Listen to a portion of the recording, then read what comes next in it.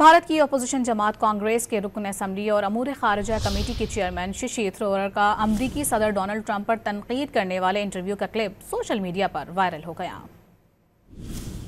Everybody in this hall is entitled to their own preferences, but just the personal manner strikes me as not entirely as agreeable or pleasant as one would like to see in a distinguished American political figure. I had the great honor of meeting 4 or 5 American presidents during my time in the US and having detailed conversations with both the Bushes, with Clinton, much more briefly with Obama. I mean, these are people of certain class, a certain distinction, and it's not politics. Bharat की opposition जमात कांग्रेस के रुकन assembly और अमूर खारजा committee के chairman Shashi Tharoor का अमरीकी सदर Donald Trump पर तनकीद करने वाले इंटरव्यू का क्लिप सोशल मीडिया पर वायरल हो गया।